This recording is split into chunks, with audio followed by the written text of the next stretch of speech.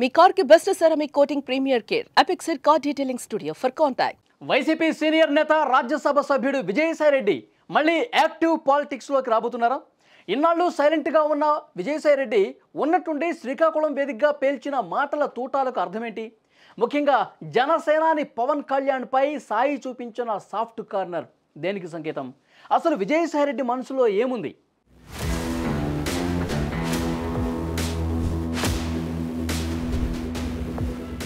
YCP కార్యకలాపాలకు ప్రత్యక్ష రాజకీయాలకు దూరంగా ఉంటున్న విజయసాయిరెడ్డి తాజాగా శ్రీకాకుళం పర్యటనలో చేసిన వ్యాఖ్యలు రాజకీయ దుమారమే రేపాయి. అవసరమైతే మళ్ళీ రాజకీయాల్లోకి వస్తా అంటూ ఆయన ఇచ్చినటువంటి స్టేట్మెంటు ప్రస్తుత రాజకీయాలకు దూరంగా ఉన్నారా అన్న సందేహం వస్తుంది అందరికీ. అంతకంటే ఎక్కువగా ఆయన పవన్ కళ్యాణ్ గురించి ఏవైతే మాటలు మాట్లాడారో తీవ్ర చర్చనీయాంశమయ్యాయి.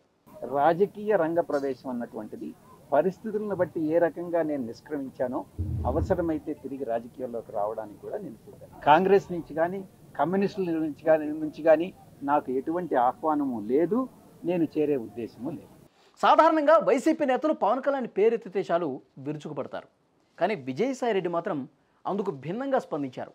నేను పవన్ కళ్యాణ్ను గతంలో ఎప్పుడూ విమర్శించలేదు, భవిష్యత్తులో కూడా విమర్శించను అని క్లారిటీ ఇచ్చారు. అంతేకాదు పవన్తో తనకు 20 ఏళ్లుగా అనుబంధం ఉంది అని గుర్తు చేసుకున్నారు. రాజకీయం వేరు, వ్యక్తిగతం వేరని కూడా ఆయన చెప్పారు. నేనేదో బీజేపీలో చేరిపోతున్నానని, తెలుగుదేశం పార్టీలో చేరిపోతున్నానని, చంద్రబాబు నాయుడు గారితో చేతులు కలిపానని, పవన్ కళ్యాణ్ గారితో చేతులు కలిపానని ఒక్కటైతే మాత్రం చెప్తాను, పవన్ కళ్యాణ్ గారు నాకు మిత్రుడు. ఈరోజు కాదు, ఒక 20 సంవత్సరాల నుంచి మా యొక్క స్నేహం వేరే, రాజకీయం వేరే. నేను ఏ రోజు పవన్ కళ్యాణ్ గారిని ఒక్క మాట అనలేదు, భవిష్యత్తులో అనను కూడా. ఇది నా యొక్క దృఢ సంకల్పం, నిర్ణయం. ఎన్నికల ముందు వరకు వైసీపీలో నంబర్ 2గా చక్రం తిప్పిన విజయసాయి ఇప్పుడు కూటమి ప్రభుత్వంలోని డిప్యూటీ సీఎం పవన్ పై ఇంత ప్రేమ ఒలకబోయటం వెనుక ఉన్న వ్యూహం ఏమిటి అన్నది ఎవరికీ అంతు చిక్కటం లేదు. ప్రస్తుతం విజయసాయిరెడ్డి వైసీపీ అధిష్టానానికి దూరమయ్యారు. జగన్తో రాజకీయ బంధానికి బ్రేక్ ఇచ్చి వ్యవసాయం చేసుకుంటా అన్నారు.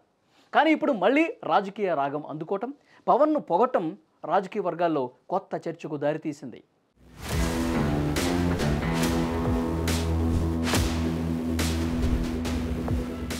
అవసరమైతే మళ్ళీ వస్తా అన్న విజయసాయి మాటలను విశ్లేషకులు నిశితంగా గమనిస్తున్నారు. ఒకవేళ ఆయన మళ్ళీ పూర్తి స్థాయి రాజకీయాల్లోకి వస్తే అది వైసీపీ తరఫున ఉంటుందా, లేక జనసేన, బీజేపీ, టీడీపీ లాంటి పార్టీల వైపు చూసే అవకాశం ఉన్నదా అన్నది ఆసక్తి కలిగిస్తున్నటువంటి విషయం.